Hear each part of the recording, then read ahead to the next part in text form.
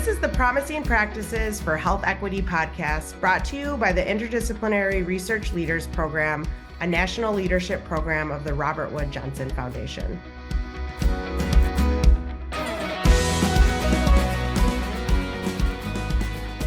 Hello, and welcome back to Promising Practices for Health Equity, the podcast created by the Interdisciplinary Research Leaders Program, affectionately known as IRL. I'm your host, Krystal Lee, and my co-host today is the illustrious Cody Cotton, co-director of IRL. Hey, Cody. Hey, Krystal. This season of Promising Practices, we are exploring the experiences, stories, and lessons learned by our IRL fellows and alumni. And today we are so pleased to have alumni from Cohort 3 with us, fellows from Team Waimanalo, Hawaii. I would love for you to help me, Cody, welcome Ilima Ho-Lastimosa, Jane Chung-Do, and Ted Radovich. Hey guys, hey friends. Aloha. Awesome. So as Krystal just mentioned, we're glad to have you with us today. Before we ask to tell us anything about yourself, your work, we want to invite you all to engage in one of our signature IRL promising practices. So checking in with each other. One of our core beliefs is that nurturing personal relationships is key to building communities, and more than anything, towards health equity. So at the beginning of our meetings, we do a quick check-in. Sometimes it's quick, sometimes it takes a little bit of time, but we're going to make sure this is quick. And then it focuses on building connections in our beloved community. So here's the check-in for today. What is one thing that is quietly or loudly bringing you joy today? So one of the things that I have been doing this year is thinking differently about my garden. I used to grow, plants and vegetables from my home country, from Jamaica. And this year, the garden is not doing very well, but I had a kind of shift in the way I've been thinking about it.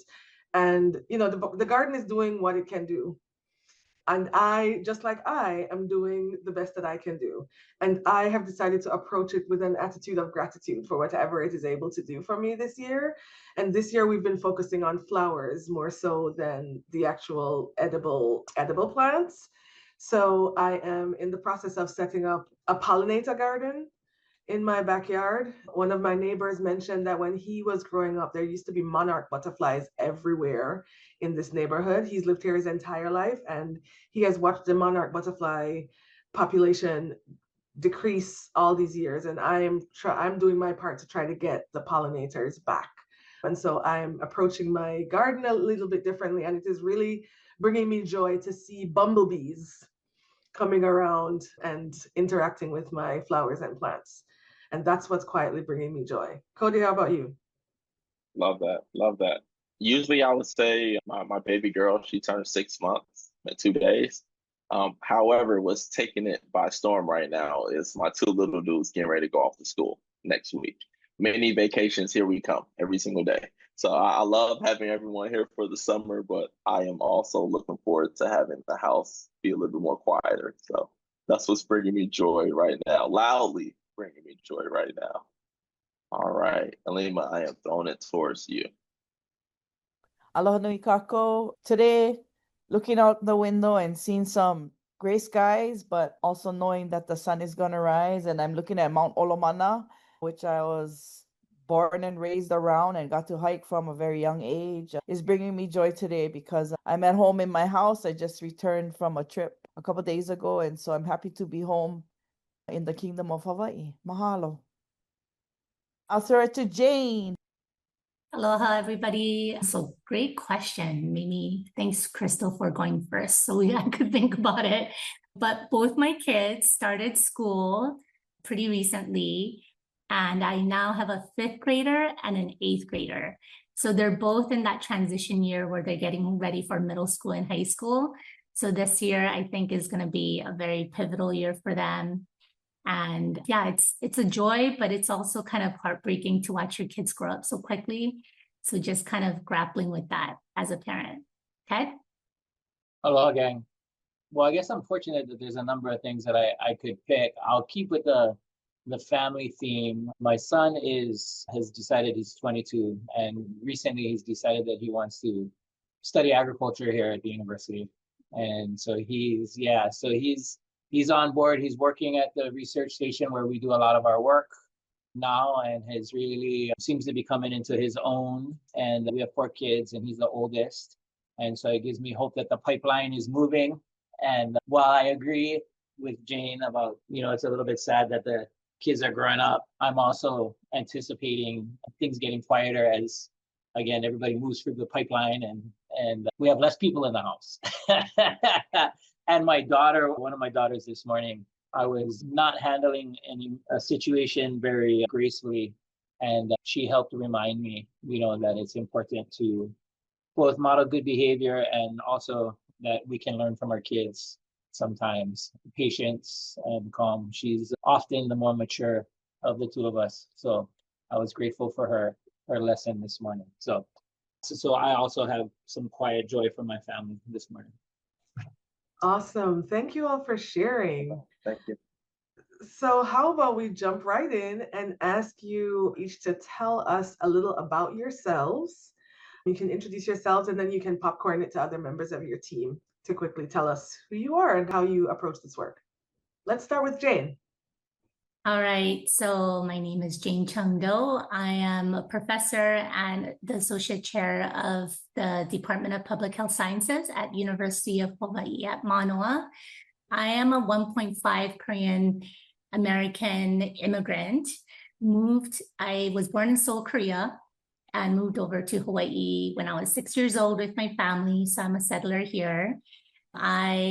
I'm in public health, got my master's and doctorate in public health at University of Hawaii, and have been working in Waimanalo with Waimanalo since 2006, I think. And yeah, the work has been just very meaningful for me and transformative for me and my family and the work I do and how I see public health. And what else? I'm also a mother. I'm an ocean lover. I love the ocean. I think that's also been very pivotal in shaping who I am and how I work with communities, and the lessons I learned from the ocean are very similar to the lessons I learned in community.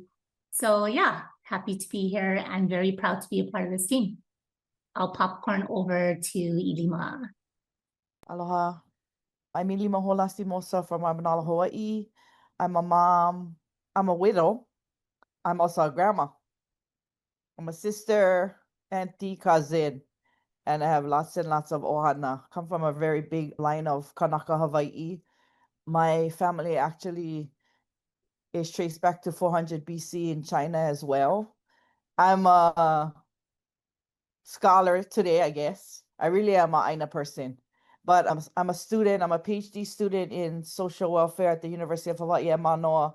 And I'm also, because of the two of my teammates, an assistant faculty member at UH Manoa now. So very privileged to be in this realm, in this worldview, I guess you could say, because it was never a part of my journey growing up or even thinking that I could go to college. And today, I guess I'm a lifelong learner now. And I look forward to my grandbaby coming at the end of the year. Mahalo, Ted, your turn. All right, let me see. Okay, my mic's off. Aloha, gang. Ted Radovich, born and raised in Waimanalo, Hawaii.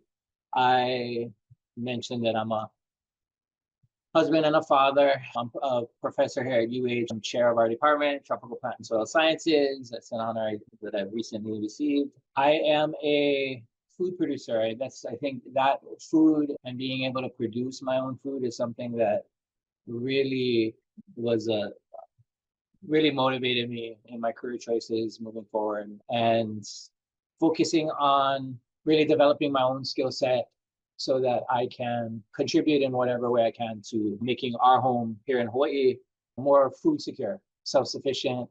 We used to be a long time ago, and now we're pretty far away from that. And so feeding our community together is really what drives me, and really has been the focus of my since high school is FFA all the way through college. And I left Hawaii a couple of times just long enough to, try to learn how to serve my home better. So I did serve in Peace Corps a couple of years in West Africa as an agroforestry volunteer, and I did 4 years in Ohio for my PhD. But all of that was to come home and see what I could do, and have been blessed to have a lot of be able to work with a lot of folks, especially these two here, to really push forward some of the things that we want to do with regard to food sovereignty, food security, and just building our community.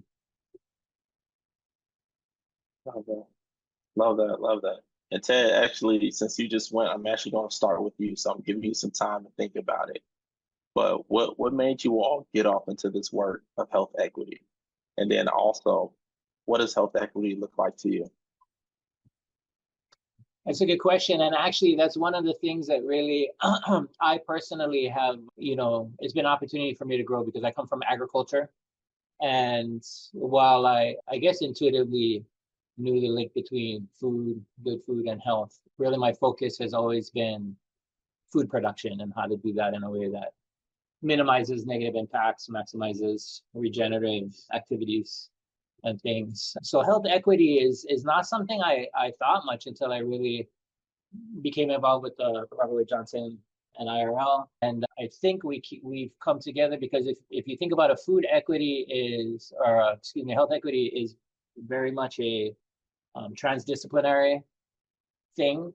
And so, as somebody focused on food production, I have learned quite a bit about, number one, how that is important and integral and contributes to health equity, but also how much more is out there that I need to learn. And participation in the fellowship I still got a long way to go, but certainly has helped me move forward quite a bit. And again, as well as my partnership with public health and my colleagues who are involved with the broader issues of health equity. Thank you, Tim. Appreciate that. All right, looking at you, Jane.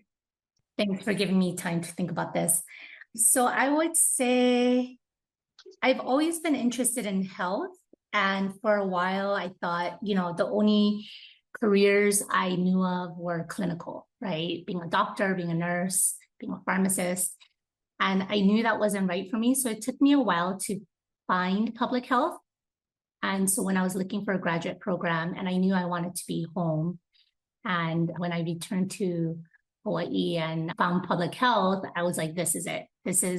I want to do community work. I really felt in my heart, from being able to travel and live in different parts of the world, I also realized through that culture is such a big part of who we are and how we also stay healthy.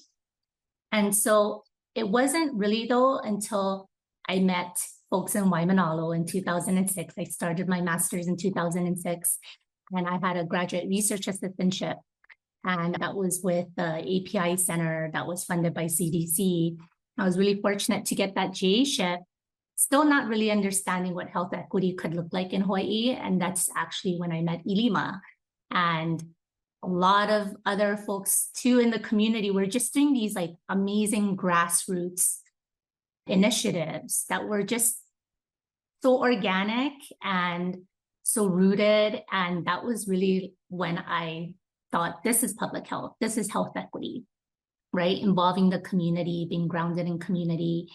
And I just kind of fell in love, and I've been tagging along with these folks since then, and seeing each other go through a lot of life milestones and grief and joys.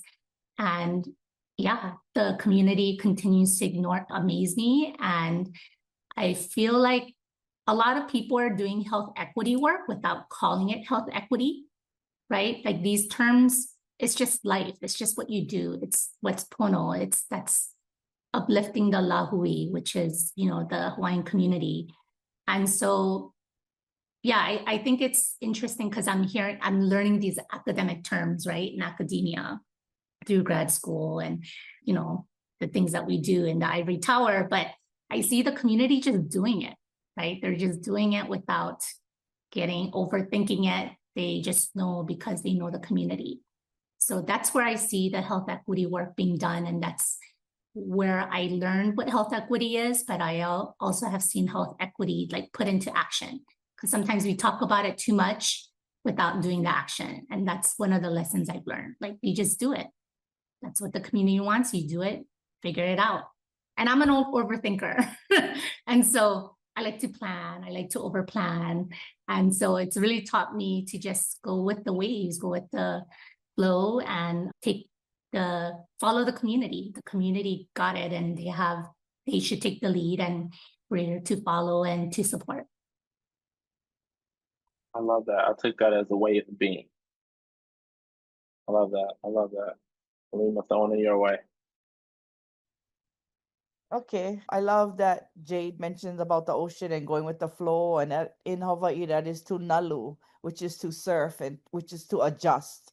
And so I've had to adjust a lot because I'm really not an academic. I'm a community person that was told by academia that I wasn't good enough when I didn't have a college degree. And I didn't know any of the terms. I don't know what is health equity. I didn't know what is agriculture or public health or social work. That's not my terms. Life is my term. That the learning is in the doing and the living, and that was where I came from, and that is what I bring to the table. I don't really have a plan. I have a direction and I have a end goal, but really just doing all of the steps to get there is really the equity that I look for in life and in my journey.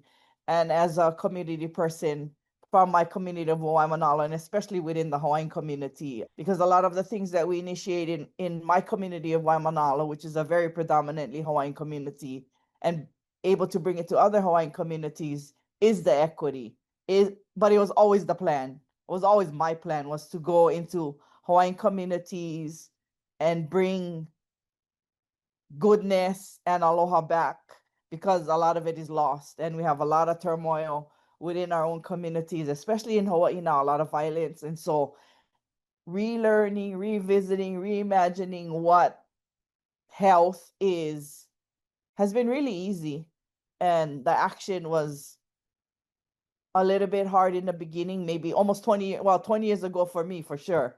But, things that we want to implement now, because it's been such a 2 decades of doing this action and this work, I think it's happening. And I really appreciate IRL giving us the opportunity to be present at the table, to learn about health equity and really implement a lot of the things. And I think COVID was one of the best things that happened to our community, because we got to re-implement the things that we already knew in our DNA to just happen, and it's lived and it's persisted and it's consistent and it's living and it's bringing the equity back to our community. So mahalo.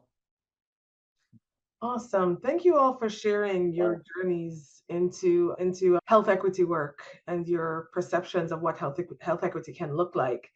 Ilima, I'm going to ask you to tell us, because I heard a couple of things that you all said which stood out to me. One was Jane said that culture is part of how we stay healthy, which I think is a really powerful statement. And then Ilima talked about how health equity has to be grounded in community, and that health equity is really uplifting the community and learning from the community and following the community's lead. And that's something that we've heard from other teams that we've interviewed so far. So Ilima, I wonder if you can tell us about your project and about the community where your research is based. I know your project is called Rebuilding Indigenous Food Systems in Rural Native Hawaii. Tell us about the project and about the community where your research is based. I really would like to start with something else. I just watched, I don't know if you guys saw Chief of War yet, but it's talking about the history of Hawaii and how Kamehameha brought the kingdom together. And I think that's health equity.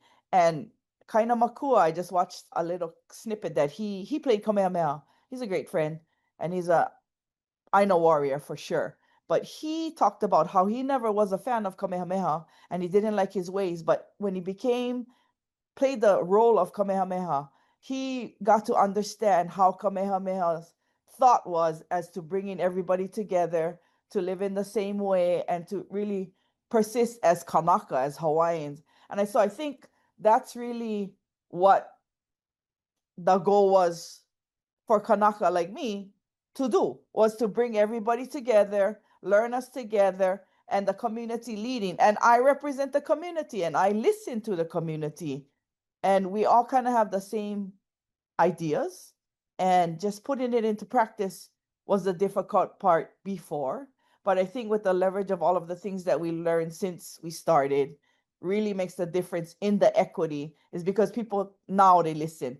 Because before we had no platform, no friends, no fans, no input, right? And today it's a different story. And so we just gotta lead from that space into the bigger arena of health equity. And I don't know if I answered your question, but that's my answer. Mahalo. Thanks, Ilima.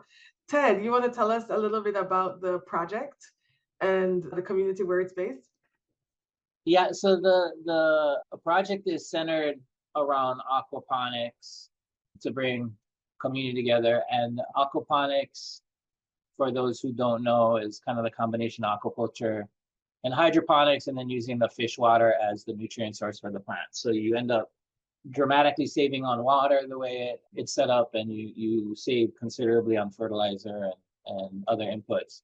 I think there was an effort to really bring this to the commercial agricultural industry, and Ilima was engaged with that process and saw the huge potential for community development with this tool for multiple reasons. Large part is the connection between water and fish and land plants, and we have a traditional natural resource management unit called Ahupua'a, mountain to the ocean. And it resonated dramatically with our community, and Ilima just built that up with very little support initially, and was able to find that to push it forward. And it paralleled but outgrew the commercial efforts. Really, the value of aquaponics, I think, to our communities, it goes far beyond the commercial income generation, and really builds on all kinds of things. And then the partnership with Jane brought in the public health metrics measures. MALAMA was born, and that's the project. And again, with regard to community, what I noticed years ago was that there were a lot of home garden activities that would pop up. And they were usually garden beds or things like that would be installed in people's yards, and they would be defunct within a year probably. But as we were watching Ilima's program and installation of aquaponic units in folks' yards, we saw that they were more likely to persist for a number of reasons. The resonance with the Ahupua'a concept is certainly one of them, but also there's just enough engineering, just enough to engage folks who are interested in that. You have the fish and kids especially, but everybody kind of is fond of the fish, and so there's something for everybody. And it's simple enough to deal with issues as they arise, especially if the community supports each other. So yeah, there's a lot of reasons why aquaponics in the way that Ilima developed the program resonates very strongly with our community. And in addition to community building, there's real tangible benefits that Jane can tell you about with regard to health and health metrics, et cetera. So love that. Thank you for sharing. Actually, speaking of that, and I've heard the mention of community. I heard the mention of different things, and I want to take a small pivot. Can you tell us a promising practice or practices that has emerged from the IRL project? Okay, I'm going to answer. And, our aquaponics project was just aquaponics. And I think the clinical side emerged just before we became IRL. And I'm not used to clinicals. But I have to say that people that were in aquaponics prior to this and learned about the clinicals after are very interested in the clinical side, which is amazing to me as a Hawaiian woman, because I really don't go to the doctor. I had to go to the doctor yesterday. I went to the doctor twice in 10 years. And yet the kupuna are always asking, can I participate? And I say, no, because you already did your aquaponics project prior to the clinicals, but they want it for their community. So I find that very interesting that they want the clinical data within families and communities. Jane, can you tell us more about that clinical side that Ilima was referencing and the connection to the promising practice? Yeah, so in 2018, we began MALAMA, and MALAMA is an acronym actually, and it stands for Mini Ahupua'a for Mea'ai and Lifestyle through aquaponics. I always get the acronyms kind of mixed up, but yes, I believe that's the acronym. But MALAMA also means to take care of in Hawaiian. So it has double, multiple layers of meaning. And we named it that because we saw that what came out of this program was that people learned to care for not just the aquaponics, the plants and the fish, but also each other, right? So it's a family-based program. So from kids all the way to the elders are invited and they participate and they all have a role. And so it's about MALAMA, the family, and also but MALAMA, the community building that Ted was talking about, because the families participate in a cohort. So there's 10 families in a cohort and they go through this 6-month program together. And so that was based on what Ilima was doing since 2006, 2009. She was already doing this in the community, like Ted was talking about. And over time, like we mentioned, people kept being interested. There was a continued demand and interest over the years. And in 2018, we had an opportunity to apply for a research project, a pilot research project with NIMHD.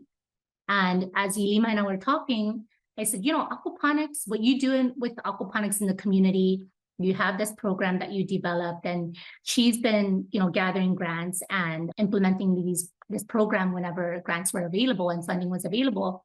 But I asked, we talked about, can we turn this into a research project? And before that, I was a student, and there were other public health and students from other fields at UH helping Ilima gather data over the years. Like we did some focus groups and interviews. We did a little bit of surveying, and we kept seeing that there's something happening with health, right? People were reporting to us that they love the aquaponic system. They love the mini hahupa'a concept. They felt more connected as a family. And so we had some pilot data, but we thought, hey, how about adding on a clinical? Would the community be okay with that? And of course, that's sensitive, right? We had to make sure that the community was okay with that, because collecting clinical data, there's been so many atrocities and ethical breaches in many communities, but especially Native communities. And so we wanted to make sure that the community felt like that was appropriate. And so we tested that through this pilot project in 2018. And then, so that time we collected blood pressure. We did blood pressure, we collected BMI, hip to waist ratio, and a behavioral survey. So we used that as a pre-post measure. And we found some promising changes with the first cohort that we tested in Waimanalo. And then through Robert Wood Johnson Foundation, we were able to test a waitlist randomized control design, where we recruited 2 cohorts of 10 families each, so 20 families total. And we added on this time a finger prick where we could measure cholesterol and hemoglobin A1C to look at diabetes and changes in cholesterol. And so, but we made sure to always talk to the community about it to make sure that was okay.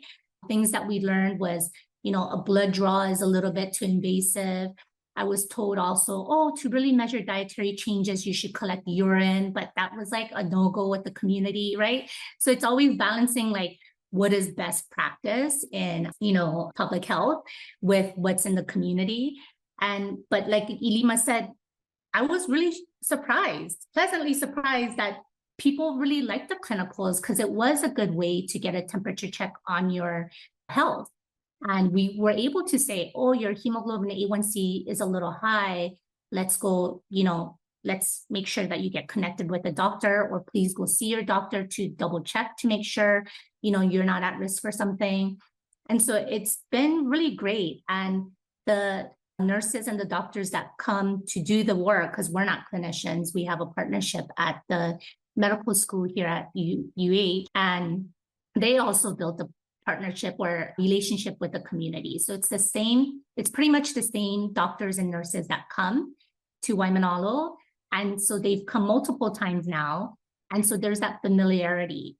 And for the doctors and nurses, they're like, wow, we never get outside, right? We never get into the community. This is a chance for us to learn community engagement, to learn how to build relationships. So it's been really reciprocally beneficial for the university and the community. Thank you. Got a real clear picture. I appreciate the work you all have done over the years and still currently doing. Still waiting to take my trip to Hawaii, but I'll let you all know. All right, so speaking of the future, what do you think the next steps are? How do you see the lessons you've learned being applied in the work towards health equity for all? I think Ted spoke about it, that we just have to get there, just do it. And Jane has spoke about it as well, is to just implement. We got to stop talking about things and just do it, and the community, like I said earlier, is very receptive and very much, I guess, they bought in. They drank the Kool-Aid and they love it. And I think we have a Wahine program that I'm doing for my PhD study, and it's been amazing just to be able to implement things that the community wants and have so much participation and action and influence. And really, it really does build health. The ability to, I've learned a lot from Jane, trust me. I know how to play the game now. And it really is a game of strategy. We call it konane. And that's how you build one kingdom in Hawaii, is to play with strategy. And if the community wants to play, you just bring them what they want and what they need. Next. Thanks for that, Ilima. Ted? Yeah, so I think one of the things that we learned is that we can from the inside as well restructure how institutions operate, and we can change the culture internally. I think I've never been a fan of disruption. I see its value sometimes, and sometimes it's the only choice.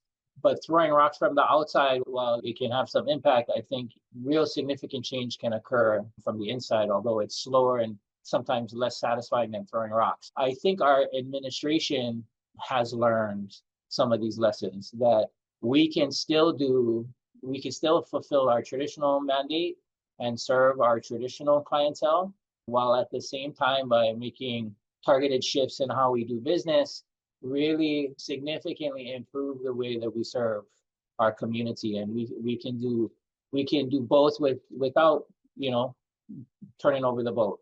And so I think taking those lessons and expanding them, and we're fortunate to have an administration now that is open to learning lessons. And so I think if we can continue that with regard to how the university does business, there is a larger push now within the university. There is always a recognition, at least lip service, that we are a Native Hawaiian place of learning, but there have been investments to really accelerate realizing that goal. And I think that larger institutional change here at the university anyway can speed acceleration of change at our college level, and again, just really improving the way we steward a lot of land, and some of the land in Waimanalo that we do, and that's a very important kuleana, which is responsibility, privilege, and a whole host of things. And that, I think we're learning lessons to help us improve on fulfilling our kuleana to our broader Hawaii community, and specifically our kanaka here in Hawaii. So I'm optimistic about that. We still got a long way to go, but I think the lessons that we're learning, others are also learning, and it'll affect some change, hopefully. I just want to uplift some of what I heard from you all. The idea of just doing the work, right? There's always going to be a lot to talk about. And we can talk, but we can also do at the same time. And then secondly, you highlighted, Ilima, the importance of going with and strategizing along with the community. And then the idea of culture shifts being possible. And, the idea that, like to Jane's point earlier, that culture is part of how we stay healthy. And cultures can shift over time. Cultures inside universities and other organizations and systems can shift to prioritize health if communities are engaged and prioritized in the work. And then to Ted's point, that you can do both, right? You don't have to necessarily choose one or the other. So I really appreciate you all highlighting those lessons for us. One of the core beliefs of the podcast team is summed up in the words of Octavia Butler when she says, "All that you touch, you change, and all that you change changes you." And I wonder if any of you are willing to tell us like how your IRL experience and the beloved community that we're building with IRL in IRL, how has that changed you and how has that allowed you to change your communities? For me, I believe that IRL demonstrates generosity, generous opportunities, but also generosity in building networks and friendships and lifelong relationships. A lot of programs don't give you that ability, and they only show you their 10-minute spiel, and it starts here and it ends here, and that's it. And I see IRL as persistent and consistent with many opportunities, and even more so within the Robert Wood Johnson Foundation's bigger realm is like lifelong opportunity. And for me, I see the changes that we've been able to implement with the learnings from IRL that have definitely improved a lot of what we do in our community. So mahalo always to IRL. So I was listening to all the episodes in season 1, and what came out to me was relationships, right? And I've already known that or learned that, especially from the Waimanalo community, the importance of relationships. But IRL really helped us expand our relationships, like we already talked about, but also elevate the work that we do. And so now we have a 5-year study that we're running. We're in year 4, and we've expanded to Maui and Hilo, so outside of Waimanalo. So IRL has just really been the seed for us to expand our relationships with other scholars, like-minded scholars. That's really, I value that a lot. Like Ilima said, just meeting people who are really inspiring and affirming. And I felt like IRL really invested in us as scholars and as people, not just the project, but believed in us. And that was so different from the other programs that I've been a part of or other funding that we've gotten. And I was really appreciative that IRL also listened to us and were willing to evolve. And that's very much like CBPR. Like you got to nalu, you got to go with the wave. And I remember, and then I also appreciated the self-care. Like, so that's one of my transformations, to really think about caring for ourselves and not as a selfish thing, but as an act of resistance. And I remember we came together, like as COVID was, getting a little better, and we weren't able to gather as a cohort and do that like special trip that we were planning to do, and we were planning to do it actually in Hawaii. But instead, IRL helped us pivot, and then we gathered and we had that like self-care retreat. Like that was amazing. Where in academia or in our careers are you able to get that kind of care? Like I'll remember that forever and treasure that, because we all needed that after coming out of the pandemic, to gather, to care for ourselves, to care for each other. And I remember all the IRL fellows coming together, and it was like adult summer camp. We were all just like, oh my God, like hugging each other, sharing stories, some people crying. And like, we just really needed that. And you folks were like, yeah, let's go. That this is an important part of the work that we do. This is an important part of health equity. And so I really appreciate IRL letting me kind of like push the boundaries of what our academic spaces should look like.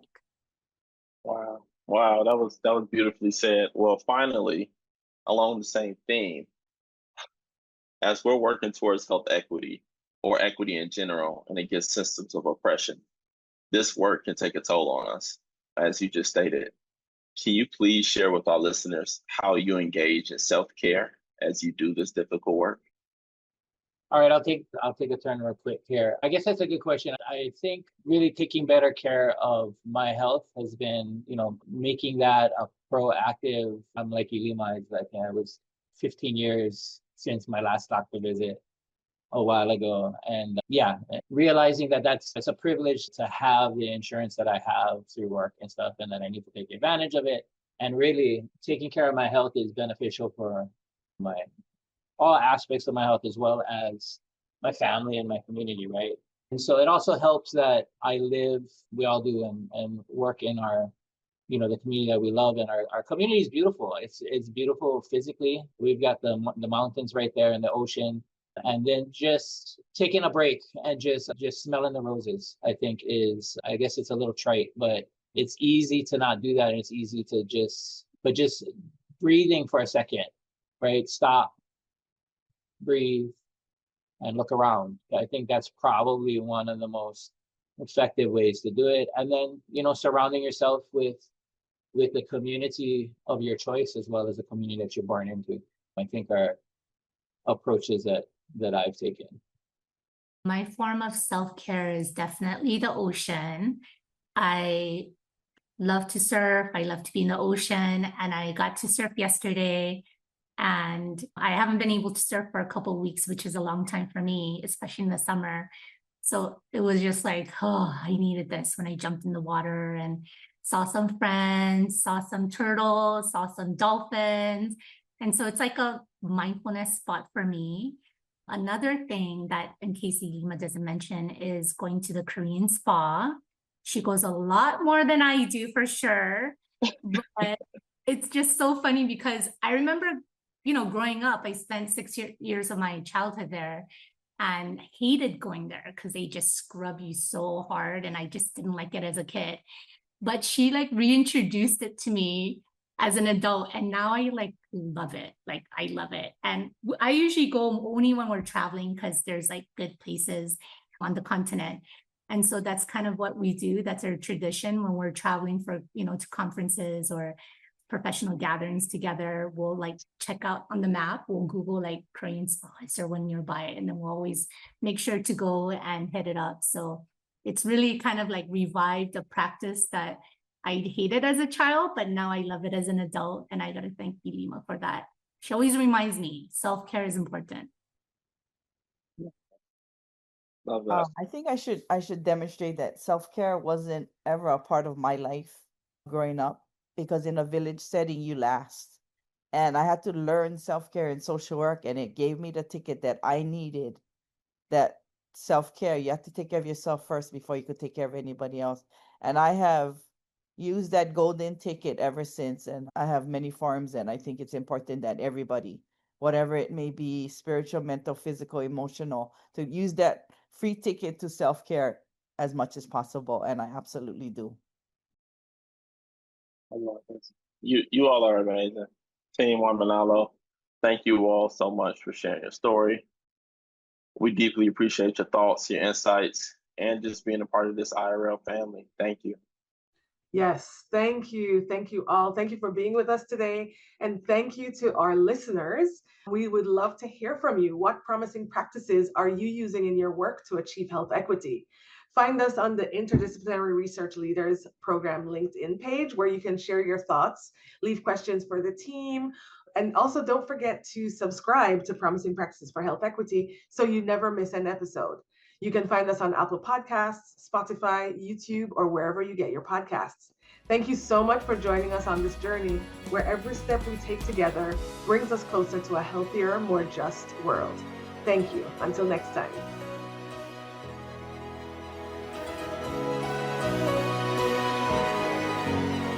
Promising Practices for Health Equity is produced by the Interdisciplinary Research Leaders Program, a national leadership program of the Robert Wood Johnson Foundation. A special thanks to our guests, our production team at Studio Americana, and to you, our listeners, for being a part of this important conversation.